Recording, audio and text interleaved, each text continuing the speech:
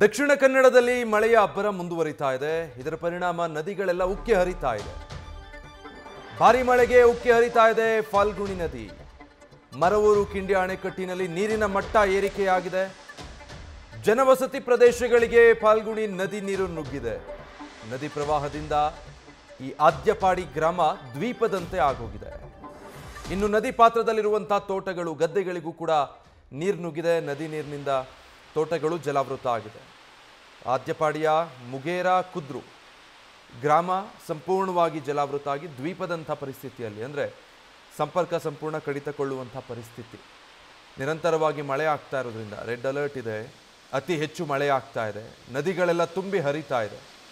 ಹೀಗಾಗಿ ಆದ್ಯಪಾಡಿ ಗ್ರಾಮ ಸಂಪೂರ್ಣ ಸಂಪರ್ಕ ಕಳೆದುಕೊಂಡಂಥ ಹಂತದಲ್ಲಿದೆ. ಈಗ ದ್ವೀಪದಂಥ ಪರಿಸ್ಥಿತಿ. ಸುತ್ತಲೂ ನೀರು ಆವರಿಸಿಬಿಟ್ಟಿದೆ. ಮಧ್ಯದಲ್ಲಿ ನಡುಗಡ್ಡೆಯ ರೀತಿಯಲ್ಲಿ ಗ್ರಾಮ ಇದೆ. ಇನ್ನು ನದಿಗಳೆಲ್ಲ ತುಂಬಿ ಹರಿತಾ ಇರೋದ್ರಿಂದ ಕೆಲವು ಕಡೆಗಳಲ್ಲಿ ಸೇತುವೆ, ಕಿರು ಸೇತುವೆಗಳು ಮುಳುಗಡೆಯಾಗುವಂಥ ಪರಿಸ್ಥಿತಿ ಇದೆ. ಈ ಬಗ್ಗೆ ನಮ್ಮ ಪ್ರತಿನಿಧಿ ಕಿರಣ್ ಗ್ರೌಂಡ್ ರಿಪೋರ್ಟ್ ಕೊಟ್ಟಿದ್ದಾರೆ, ನೋಡೋಣ. ಕರಾವಳಿಯಲ್ಲಿ ಭಾರಿ ಪ್ರಮಾಣದಲ್ಲಿ ಮಳೆ ಸುರಿತಾ ಇದೆ. ಈ ಹಿನ್ನೆಲೆಯಲ್ಲಿ ಕರಾವಳಿಯ ಎಲ್ಲ ನದಿಗಳ ನೀರಿನ ಮಟ್ಟ ಹೆಚ್ಚಾಗ್ತಾ ಇದೆ. ಒಂದು ಕರಾವಳಿಯಲ್ಲಿ ಮಳೆ ಸುರಿತಾ ಇದೆ, ಹಾಗೆಯೇ ಪಶ್ಚಿಮ ಘಟ್ಟ ಭಾಗದಲ್ಲಿ ಕೂಡ ಮಳೆ ಸುರಿತಾ ಇರುವ ಹಿನ್ನೆಲೆಯಲ್ಲಿ ಭಾರಿ ಪ್ರಮಾಣದಲ್ಲಿ ನೀರು ಹರಿದು ಬರ್ತಾ ಇದೆ. ಹಾಗೆಯೇ ಈ ಭಾಗದ ನದಿಗಳು ಕೂಡ ಉಕ್ಕಿ ಹರಿತಾ ಇದ್ದಾವೆ. ನಾನೀಗ ಮಂಗಳೂರು ಹೊರವಲಯದ ಮರವೂರು ಡ್ಯಾಮ್ನಲ್ಲಿದ್ದೇನೆ. ಈ ಮರವೂರು ಕಿಂಡಿ ಅಣೆಕಟ್ಟಿನಲ್ಲಿ ನೀರಿನ ಮಟ್ಟ ಯಾವ ರೀತಿ ಇದೆ ಅನ್ನೋದು ನೀವು ನೋಡ್ಬೋದು.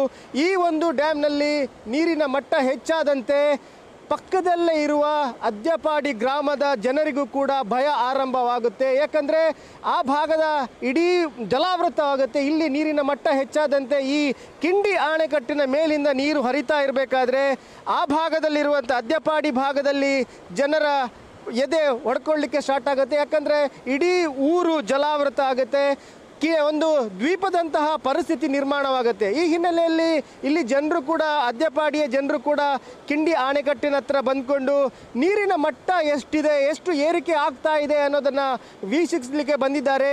ಈ ಭಾಗದ ಜನರು, ಅಂದರೆ ಈ ಆದ್ಯಪಾಡಿಯ ಗ್ರಾಮದ ಜನರಿಗೆ ಇಲ್ಲಿಯ ನೀರಿನ ಮಟ್ಟ ಹೆಚ್ಚಾದಂತೆ ಇಡೀ ಗ್ರಾಮ ಒಂದು ದ್ವೀಪದಂತೆ ಆವರಿಸಕಾಗುತ್ತೆ. ಮತ್ತು ಒಂದು ಅಲ್ಲಿ ನಡ್ಕೊಂಡು ಹೋಗಲಿಕ್ಕೆ ಸಾಧ್ಯವೇ ಇಲ್ಲ. ಯಾಕಂದರೆ ಇಡೀ ನೀರಿನ ಮಟ್ಟ ಅಷ್ಟಿರುತ್ತೆ.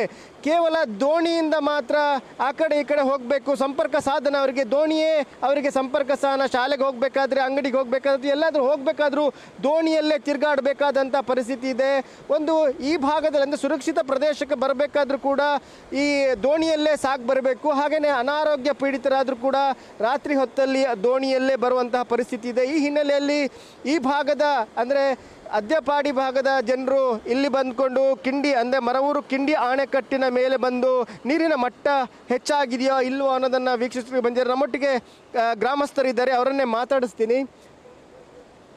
ಈಗ ನೀರಿನ ಮಟ್ಟ ಇಷ್ಟಿದ್ರೆ ಮುಂದೆ ಒಂದು 2-3 ದಿನದಲ್ಲಿ ಹೆಚ್ಚಾಗುತ್ತೆ, ಮತ್ತೆ ಆತಂಕ ನಿಮಗೆ ಸ್ಟಾರ್ಟ್ ಆಗುತ್ತೆ. ಈ ಒಂದು ಡ್ಯಾಮ್ನಿಂದ ಏನು ತೊಂದರೆ ಆಗ್ತಾ ಇದೆ ನಮಗೆ? ಈ ಮರೋ ಡ್ಯಾಮ್ ಆದ ನಂತರ ಪ್ರತಿ ವರ್ಷ ಇಂಥದ್ದೇ ಪರಿಸ್ಥಿತಿ. ಯಾಕೆಂದರೆ ಇದು ನೋಡಿ, ಈ ಸಲ ನೋಡಿ, ಈಗಲೇ 3 ದಿನದ ಮಳೆ ಬಂದದ್ದು, ಸಣ್ಣ ಮಳೆ. ಈ ಮಳೆಗೆ ಎಷ್ಟು ಡಿಫರೆನ್ಸ್ ಆಗಿ ನೀರು ಬರ್ತಾ ಉಂಟು. ಮರೋ ಡ್ಯಾಮ್ ಆದ ನಂತರ ನಮಗೆ ಇದು 13 ವರ್ಷದಿಂದ ಇದೇ ಸಮಸ್ಯೆ ಆಗ್ತಾ ಉಂಟು.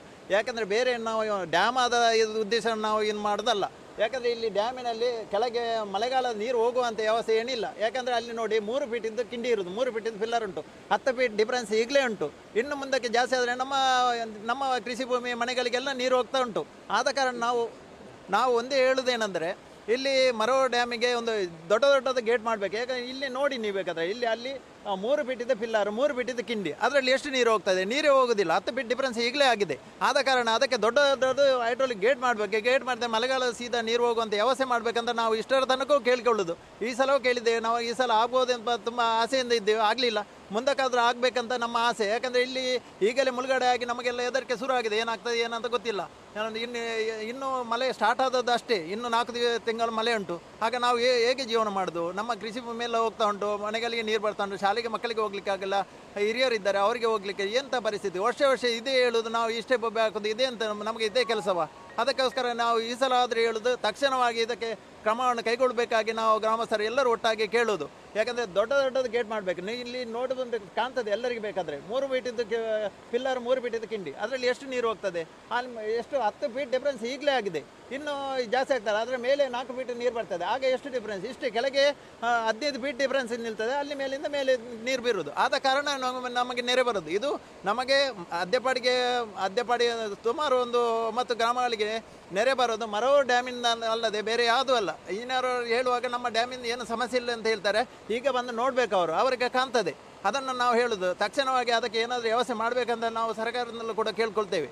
ಈಗ ನೀರಿನ ಮಟ್ಟ ಹೆಚ್ಚಾಗ್ತಾ ಇದೆ, ನಿಮ್ಮ ಗ್ರಾಮ ಇಡೀ ಜಲಾವೃತ ಆಗುತ್ತೆ, ಅದಕ್ಕೆಲ್ಲರೂ ಸಿದ್ಧತೆ ಮಾಡ್ಕೊಂಡಿದ್ದೀರಾ? ಹೇಗೆ ಸಿದ್ಧತೆ ಏನು, ನಾವು ನಮ್ಮಷ್ಟಕ್ಕೆ ಇರುವುದು. ಇನ್ನು ನಾವು ಎಲ್ಲರೂ ಸೇರಿಕೊಂಡು ಸಿದ್ಧತೆ ಮಾಡ್ಕೊಳ್ಬೇಕಾಗ್ತದೆ. ದೋಣಿ ಎಲ್ಲ ಮಾಡಿಕೊಂಡಿದ್ದೇವೆ. ಆದರೂ ಕೂಡ ದೋಣಿ ಇದ್ರೆ ಏನು ಮಾಡಲಿಕ್ಕಲ್ಲ. ನಾವು ಜನ ಒಟ್ಟಾಗಿ ಅವರನ್ನು ಏನಾದರೂ ಮಾಡಬೇಕು, ಒಟ್ಟಾಗಿ ಇರಬೇಕಲ್ಲ. ಒಟ್ಟಾಗಿ ನಾವು ಏನಾದರೂ ಮಾಡ್ತೇವೆ.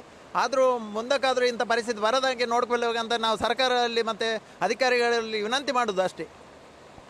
ಇದು ಈ ಗ್ರಾಮಸ್ಥರ ಒಂದು ಆತಂಕ. ಒಂದು ಇಡೀ ಊರು ಜಲಾವೃತ ಆಗುತ್ತೆ, ಸಂಪರ್ಕ ಸಾಧನವೇ ಇಲ್ಲ, ಕೇವಲ ದೋಣಿಯಲ್ಲೇ ಸಾಗಿ ಬರಬೇಕು. ಕಳೆದ ಬಾರಿ ಕೂಡ ಬಹಳ ಸಮಸ್ಯೆ ಆಗಿತ್ತು.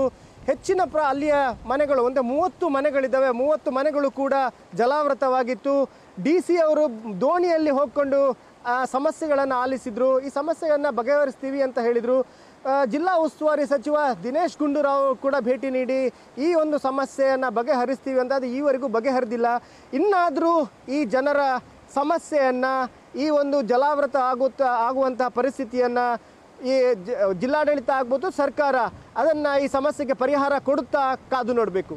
ಕ್ಯಾಮ್ರಾಮ್ಯಾನ್ ಪ್ರಶಾಂತ್ ಅವರೊಂದಿಗೆ ಕಿರಣ್ ಸಿರ್ಸಿಕಾ, news first, Mangaluru. News first, ನಿರ್ಭೀತಿಯಿಂದ ನಿಮ್ಮ ಪರವಾಗಿ.